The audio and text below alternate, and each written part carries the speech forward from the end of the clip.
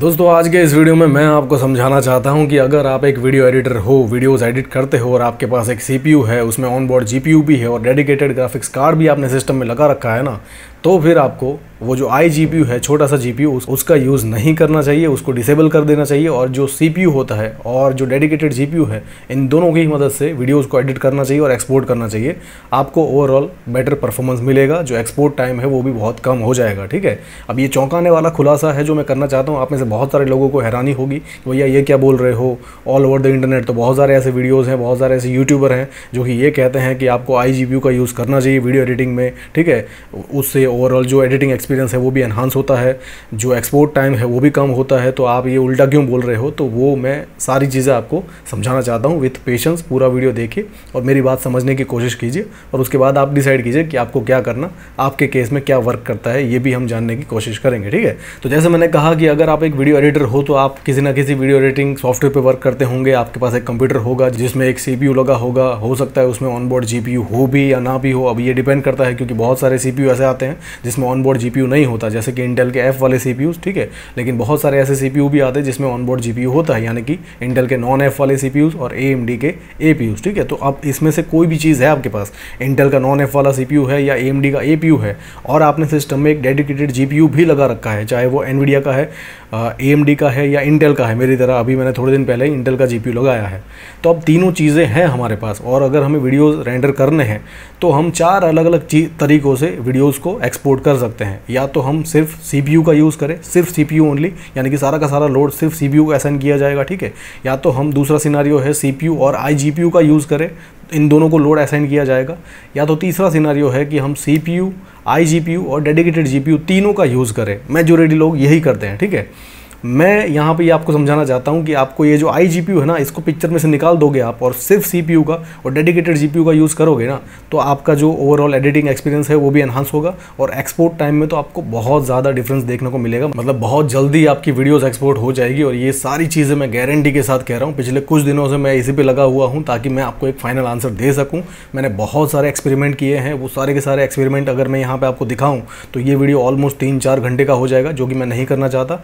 आपको सिंपल शब्दों में और इस वीडियो को छोटे से छोटा रखते हुए एक फाइनल आंसर देना चाहता हूं कि अगर आप वीडियो एडिटर हो तो आपको जो एडिटिंग एक्सपीरियंस है वो कैसे एनहांस हो सकता है और बेस्ट केस सिनेरियो क्या हो सकता है, किन रिसोर्सेज का यूज़ करके हमें एडिटिंग करनी चाहिए या एक्सपोर्ट करना चाहिए हमारा वीडियो, ताकि जल्दी से जल्दी एक्सपोर्ट हो जाए। ठीक है, तो जैसे आप सबको पता ही होगा, अभी पिछले कुछ दिनों से हमने इंटेल का जीपीयू लगाया सिस्टम में। उससे पहले मेरे पास जो सीपीयू था वो था 10400, जिसमें ऑनबोर्ड जीपीयू मिलता है UHD 630। तो काफ़ी टाइम तक उससे ही हम एडिटिंग करते थे और एक्सपोर्ट करते थे। उसके बाद हमने जीपीयू भी ऐड कर लिया सिस्टम में, तो ये तीनों चीज़ें हो गई हमारे पास, तो मैं ये एक्सपेरिमेंट कर पाया। ठीक है, तो एक मैंने 4K वीडियो लिया, एक 4K टाइमलाइन बनाई, मतलब 1 मिनट के आसपास का वीडियो था, अच्छा खासा वीडियो था। ठीक है, 568 मेगाबिट्स के आसपास उसका डेटा रेट था, यानी कि अच्छा खासा जाइगेंटिक 4K वीडियो था। 1 मिनट के आसपास का वीडियो था, 1 मिनट या 2 सेकंड का।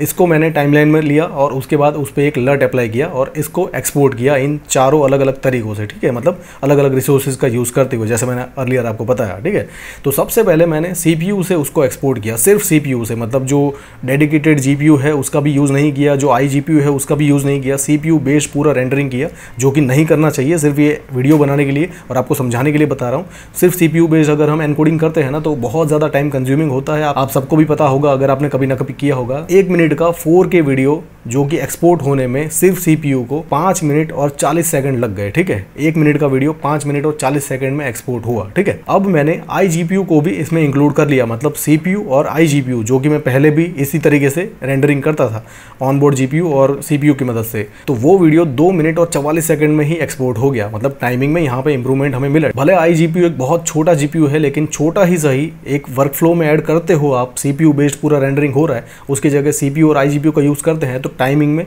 कितना इंप्रूवमेंट मिलता है। और इसलिए मैं कहता हूँ कि सिस्टम में GPU होना ज़रूरी है, भले छोटा ही हो, लेकिन वीडियो एडिटिंग करनी है तो GPU होना डेफिनेटली कंपलसरी है। ठीक है, तो CPU और iGPU की मदद से 2 मिनट और 44 सेकंड में वो वीडियो एक्सपोर्ट हो गया।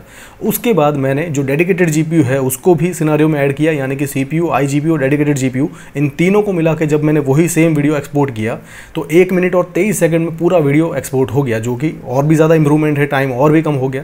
अब फिर मुझे ख्याल आया और ये जब तीसरा सिनेरियो एक्सपोर्ट हो रहा था ना, तब मैं टास्क मैनेजर में जो रिसोर्सेज है वो सब देख रहा था कि CPU कितना लोड पे चल रहा है, रैम कितनी है, SSD कितनी यूज़ हो रही है, और जो iGPU है, डेडिकेटेड GPU है, वो कितना यूज़ हो रहे हैं। तो मैं ये देख रहा था और यहीं से मुझे ये ख्याल आया कि जो CPU है वो 15% 20% परफॉर्म कर रहा था, मतलब उससे ज़्यादा नहीं जा पा रहा था। जबकि वहाँ पे हेडरूम है, अगर प्रॉपर रिसोर्सेज एलोकेट किए जाए या प्रॉपर तरीके से एक्सपोर्टिंग की जाए तो CPU भी अपने मैक्स पे परफॉर्म कर सकता है और एडिटिंग टाइम कम हो सकता है, एक्सपोर्ट टाइम कम हो सकता है, ठीक है।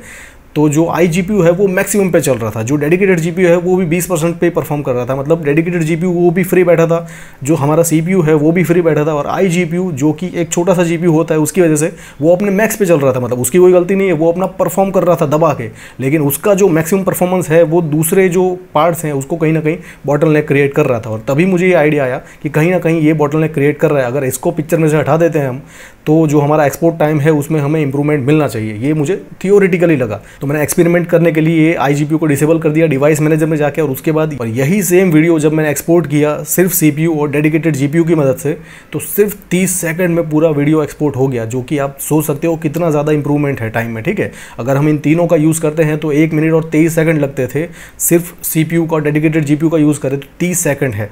तो टाइमिंग अगर आप देखो तो तीनों का यूज़ करो ना तो 2.25 गुना ज़्यादा टाइम लगता था। तो ये तो हमने एक 4 की वीडियो ली थी जो कि सिर्फ 1 मिनट की थी, लेकिन अब आप इसको लार्ज स्केल पे देखिए। आपके पास अगर आप एक यूट्यूबर हो, ठीक है, यूट्यूब में वीडियोस बनाते हो 10 मिनट के, 15 मिनट के, 20 मिनट के, या आधे घंटे की, या समटाइम कोई लेक्चर टाइप का वीडियो है तो 1-1 घंटे का भी हो सकता है, या बियॉन्ड दैट, या वेडिंग वीडियोग्राफर हो तो 1 घंटा तो मतलब मिनिमम है। वेडिंग के वीडियोस तो बहुत ज़्यादा लंबे लंबे होते हैं, बहुत ज़्यादा लंबी लंबी टाइमलाइन होती है। तो अब इस पूरी टाइमलाइन को अगर हम एक्सपोर्ट करने के लिए रखते हैं और CPU, GPU, iGPU तीनों का यूज़ करते हैं तो उसमें बहुत ज़्यादा टाइम लगेगा। वहीं पर ही iGPU को बंद कर दिया जाए, डिसेबल कर दिया जाए डिवाइस मैनेज में जाके, और सिर्फ CPU का और डेडिकेटेड GPU का यूज़ किया जाए ना, तो एक्सपोर्ट टाइम 2.25 गुना तक भी कम हो सकता है, जो कि बहुत ज़्यादा इंप्रूवमेंट है, ठीक है। अगर कोई अच्छा खासा लंबा सा वीडियो है जो कि इन तीनों की मदद से 2.25 घंटे में एक्सपोर्ट हो रहा है, वहीं पे ही उस iGPU को अगर आप डिसेबल कर देते हो तो वो वीडियो सिर्फ 1 घंटे में ही एक्सपोर्ट हो जाएगा, जो कि मैं ये एक्सपीरियंस के साथ कह रहा हूँ। ये पिछले कुछ दिनों से बहुत सारे टेस्ट कर चुका हूँ और ये वीडियो बनाने के लिए बहुत सारे एक्सपेरिमेंट किए हैं मैंने। Full HD, 2K, 4K, 8K, 6K, अलग अलग टाइप के वीडियोस, अलग अलग फॉर्मेट के वीडियोस, ठीक है, और उनको भी अलग अलग फॉर्मेट में एक्सपोर्ट किया। तो ये सारी सिचुएशन में कहीं ना कहीं मुझे ये देखने को मिला कि जो हमारा चौथा सिनारियो है, यानी कि सिर्फ CPU का डेडिकेटेड GPU का यूज़ करना, उसमें सबसे बढ़िया मुझे एक्सपोर्ट टाइम मिला, ठीक है। अब ये मेरा सिनारियो है, मेरे पास जैसे मैंने कहा इंटेल का ही CPU है, उसमें ऑनबोर्ड GPU वो भी इंटेल का है, और जो डेडिकेटेड GPU है वो भी इंटेल का आर्क सीरीज़ का GPU है। अब आपका सिनारियो यहाँ पे कुछ और हो सकता है, आपके पास हो सकता है इंटेल का CPU हो लेकिन जो डेडिकेटेड GPU है वो NVIDIA का हो या AMD का हो, या आपके पास जो CPU है वो AMD का हो और जो डेडिकेटेड GPU है वो NVIDIA का या AMD का हो। तो यहाँ पे बहुत सारे अलग अलग सिनारियो हो सकते हैं। किसी के पास किसी और कंपनी का CPU है, किसी और कंपनी का GPU है, ऑनबोर्ड GPU है, ऑनबोर्ड GPU नहीं है। लेकिन अगर आपके पास ये तीनों चीज़ें हैं, एक CPU है उसमें ऑनबोर्ड GPU भी है, APU भी है उसमें भी ऑनबोर्ड GPU मिलता है, और एक डेडिकेटेड GPU भी है आपके सिस्टम में, तो आप भी ये एक्सपेरिमेंट करके देखिए। जो ऑनबोर्ड GPU है उसको डिवाइस मैनेज में जाकर आप डिसेबल कर सकते हो डिस्प्ले डिवाइसेस में से, ठीक है। आपको 2 वहाँ पे डिवाइसेस देखने को मिलेंगे, जो आपका एक डेडिकेटेड GPU है और जो iGPU है। तो iGPU को आपको डिसेबल करना है और उसके बाद आपका जो वर्कफ्लो है, मतलब जिस टाइप की वीडियोस आप एडिट करते हो उसको एक्सपोर्ट करके देखिए। पहले तो तीनों की मदद से एक्सपोर्ट कीजिए और उसके बाद उसको डिसेबल करके एक्सपोर्ट कीजिए। अगर आपको एडिटिंग टाइम में इंप्रूवमेंट मिलता है, एक्सपोर्ट टाइम में इंप्रूवमेंट मिलता है, जल्दी हो जाता है, तो मुझे बताइए, ठीक है। अगेन मैं एक चीज़ यहाँ पे क्लैरिफाई करना चाहूँगा कि मैं किसी भी एंगल से ये नहीं कह रहा हूँ कि iGPU बेकार होता है या iGPU से आपको वीडियोस एडिट नहीं करने चाहिए। अगर आपके सिस्टम में डेडिकेटेड GPU नहीं है या आपके पास अभी प्रॉपर बजट अवेलेबल नहीं है, या बाय एनी चांस मेरी तरह जैसे ख़राब हो गया था, ऐसा कुछ सिनारियो है और सिर्फ CPU और iGPU है, तो आपके लिए iGPU वरदान है। iGPU और CPU की मदद से भी वीडियोज़ एक्सपोर्ट करोगे तो एक्सपोर्ट टाइम बहुत कम हो जाएगा कंपेयर टू सिर्फ CPU ओनली किया जाए तो उसमें बहुत ज़्यादा टाइम लगता है, ठीक है। तो इस केस में iGPU बहुत बढ़िया हो सकता है। आपको गेमिंग के साथ स्ट्रीमिंग भी करनी है तो उस केस में भी iGPU बहुत बढ़िया हो सकता है। आपके पास जैसे मैंने कहा कि अभी प्रॉपर GPU का बजट अवेलेबल नहीं है और अभी आपको सिस्टम बनाना है, तो उस केस में भी iGPU आपके लिए वरदान की तरह हो सकता है, ठीक है। लेकिन यहाँ पे मैं बात कर रहा हूँ कि आपके पास ये तीनों चीज़ें हैं, CPU, iGPU, डेडिकेटेड GPU, तो आप भी एक्सपेरिमेंट करके देखिए। आपके पास जो भी CPU है, जिस कंपनी का भी GPU है, ये मुझे बताना कमेंट सेक्शन में डिटेल में कि सर मेरे पास ये CPU है, उसमें ये iGPU है और जो डेडिकेटेड GPU है वो ये है। पहले तीनों की मदद से एक वीडियो एक्सपोर्ट करो, उसमें कितना टाइम लगता करता है, और उसके बाद सेम वीडियो उसी तरीके से उसी फॉर्मेट में एक्सपोर्ट करो, लेकिन iGPU को डिसेबल करने के बाद, और उसमें इंप्रूवमेंट मिलता है तो मुझे बताइए। मुझे तो मिला है, इसलिए मैंने स्पेशली वीडियो बना के आपको समझाया है। और आज के बाद मैं कभी भी जो iGPU है उसको यूज़ नहीं करूँगा। डिवाइस मैनेजर में ऑलवेज वो ऑफ रहेगा, और जो CPU है और डेडिकेटेड GPU है उसकी मदद से ही हम वीडियोस एक्सपोर्ट करेंगे। आपके केस में क्या होता है वो भी मैं जानना चाहूँगा, मुझे कमेंट सेक्शन में ज़रूर बताना। अगर इंप्रूवमेंट मिलता है तो भी बताना, और नहीं मिलता है, कुछ उल्टा ही होता है कि ज़्यादा टाइम लगता है, तो भी मुझे बताना, ठीक है। आई होप जो भी बताया, जो भी समझाया समझ में आ गया होगा, लेकिन फिर भी कोई इशू है तो पूछिए, I will definitely answer you. Thank you so much.